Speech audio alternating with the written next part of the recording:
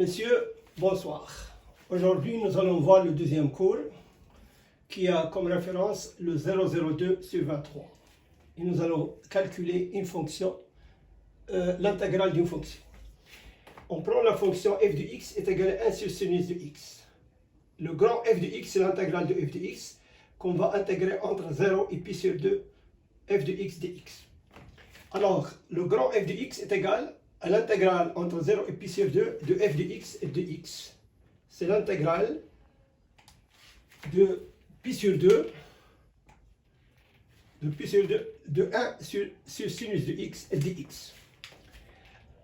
Alors, pour débloquer cette situation, qui est un peu délicate et difficile, je vais utiliser ces deux formules. Quel que soit x, l'angle x, nous avons sinus carré de x plus cosinus carré de x est égal à 1. Et sinus de 2x, c'est 2 sinus de x, le cosinus de x. Pour mon intégrale, je vais utiliser l'angle x sur 2. Donc j'ai besoin de x sur 2. Sinus carré de x sur 2 plus cosinus carré de x sur 2 est égal à 1. Et sinus de x, c'est 2 sinus de x sur 2, le cosinus de x sur 2. Je vais donc remplacer ces deux formules dans mon intégrale pour obtenir ceci. Grand f de x, c'est l'intégrale entre 0 et x de sinus carré de x sur 2 plus cosinus carré de x sur 2 sur 2 sinus de x sur 2, le cosinus de x sur 2 dx. Grand f de x, c'est donc l'intégrale entre 0 et pi sur 2 de sinus carré de x sur 2 sur 2 sinus de x sur 2, le cosinus de x sur 2, c'est l'addition, plus l'intégrale de 0 pi sur 2 de cosinus carré de x sur 2 sur 2 sinus de x sur 2, le cosinus de x sur 2 dx. f de x est donc, alors, c'est l'intégrale entre 0 et pi sur 2 de sinus de x sur 2 sur 2 le cosinus de x sur 2 dx, plus, je vais simplifier par sinus de x sur 2, et c'est l'intégrale de 0 sur 2 le cosinus de x sur 2, 2 sinus de x sur 2. J'y simplifie par le cosinus de x sur 2. Grand f de x, alors, pour cette, je vais utiliser cette formule, qui est connue, démontrée par les mathématiciens.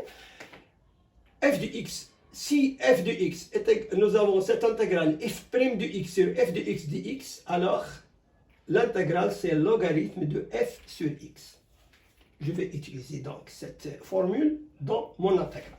F de x est égal donc à l'intégrale entre 0 sur 2 moins et moins pour faire sortir la dérivée de cosinus de x sur 2 qui est moins 1 demi sinus de x sur 2 moins 1 demi sinus de x sur 2 le cosinus de x sur 2 plus 1 demi entre 0 et pi sur 2, toujours c'est pi sur 2 pas sur 4 sur 2 de le cosinus de x sur 2 sur sinus de x sur 2 dx.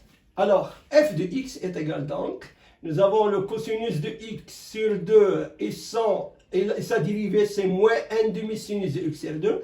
Et nous avons ici f de x et c'est f' de x avec 1 demi. Alors je remplace f de x est égal donc à logarithme de x sur 2, ici, moins logarithme de cosinus de x sur 2 et c'est toujours entre 0 et pi sur 2. F de x donc est égal à logarithme cosinus sinus moins le cosinus c'est la propriété de logarithme, c'est logarithme de x sur 2 sur le cosinus de x sur 2 entre 0 et 2 et nous avons donc sinus sur cosinus c'est logarithme de la tangente de x sur 2 entre 0 et pi sur 2 et je remplace f de x, c'est la réponse donc logarithme de tangente de pi sur 2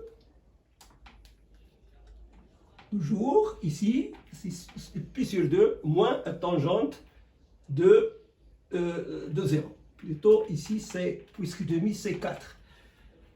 Et je remplace, logarithme de tangente de pi sur 4, c'est 1.